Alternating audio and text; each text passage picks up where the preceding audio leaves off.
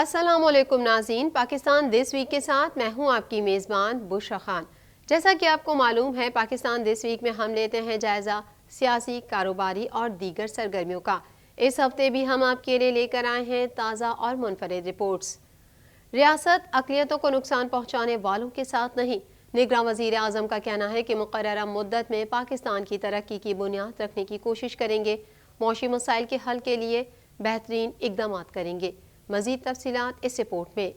نگراں وزیر اعظم انوار الحق کاکڑ نے کہا ہے کہ ریاست اقلیتوں کو نقصان پہنچانے والوں کے ساتھ نہیں۔ نگراں وزیر اعظم انوار الحق کاکڑ نے کابینہ کے پہلے اجلاس میں گفتگو کرتے ہوئے کہا کہ پاکستان زرعی اور قدرتی وسائل سے مالا مال ملک ہے۔ رول آف آرڈر سے ہی قانون کی حکمرانی ہوگی۔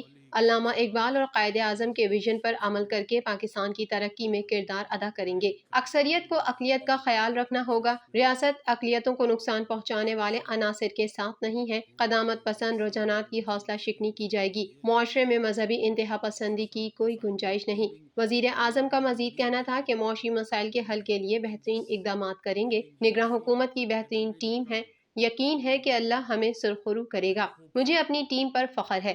مقررہ مدت میں پاکستان کی ترقی کی بنیاد رکھنے کی کوشش کریں گے، ملکی اور غیر ملکی سطح پر کیے گئے وعدوں کو پورا کریں گے۔ نگراں وزیر اعظم نے کہا کہ 9 مئی ریاست کو کمزور کرنے کی کوشش تھی۔ 9 مئی کے واقعات میں ملوث کے خلاف بلا امتیاز قانون کے مطابق کارروائی کی جائے گی۔ انہوں نے کہا کہ شدت پسند رویے کی حوصلہ شکنی کی جائے گی اور اسے قانون سے روکا اور کنٹرول کیا جائے گا۔ ہماری ہر سرگرمی کا پیسہ عوام دیتی ہے، ہم مالی ڈسپلن لائیں گے۔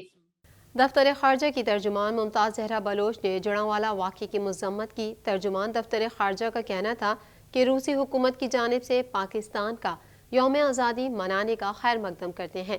پاکستان تمام چینی شہریوں کی سیکیورٹی کو یقینی بنا رہا ہے۔ مزید جانیں گے اس رپورٹ میں۔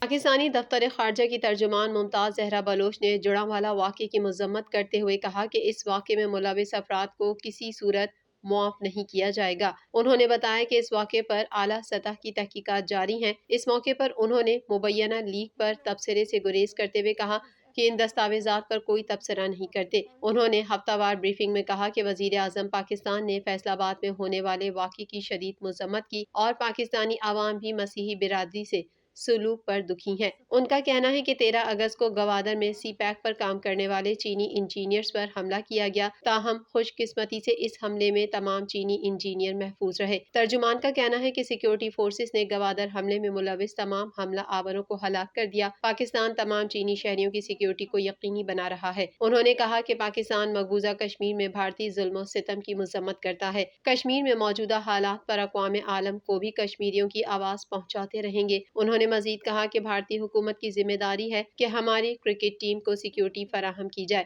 بھارت ایسا ماحول فراہم کرے کہ کھلاڑی جان کے خوف کے بغیر کھیل میں حصہ لے سکیں۔ انہوں نے روسی حکومت کا شکریہ ادا کرتے ہوئے مزید کہا کہ روسی حکومت کی جانب سے پاکستان کا یوم آزادی منانے کا خیر مقدم کرتے ہیں اور پاکستانی عوام روسی عوام اور حکام کا یوم آزادی منانے پر شکریہ ادا کرتے ہیں۔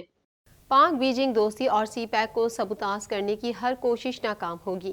چین کا کہنا ہے کہ پاکستان میں چینی اہلکاروں منصوبوں کے تحفظ کے لیے کام کرتے رہیں گے۔ پاکستانی حکام منصوبہ سازوں کو انصاف کے کٹہرے میں لائیں۔ مزید جانتے ہیں اس رپورٹ میں۔ چینی وزارت خارجہ وانگ وینبن نے 13 اگست کو چینی باشندوں پر حملے کی مذمت کرتے ہوئے کہا کہ پاک چین دوستی اور سی پیک کو سبوتاژ کرنے کی کوئی بھی کوشش کامیاب نہیں ہوگی۔ ترجمان چینی وزارت خارجہ نے کہا ہے کہ چین پاکستان سے مل کر دہشت گردی کے خطرات سے نمٹنے کے لیے کام جاری رکھے گا۔ پاکستان میں چینی اہلکاروں منصوبوں کے تحفظ کے لیے کام کرتے رہیں گے۔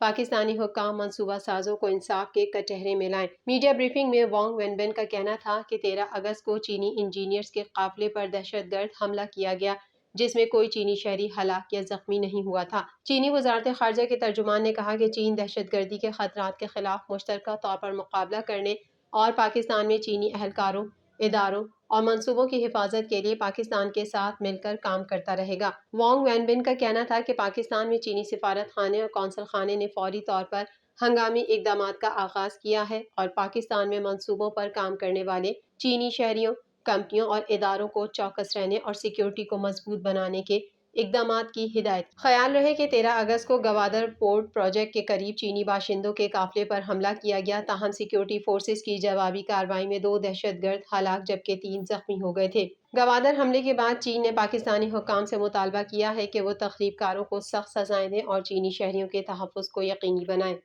چیئرمین تحریک انصاف نے رہائی کے لیے سپریم کورٹ سے رجوع کر لیا۔ چیئرمین پی ٹی آئی کی سپریم کورٹ سے دیگر مقدمات میں گرفتاری روکنے کی استدعا۔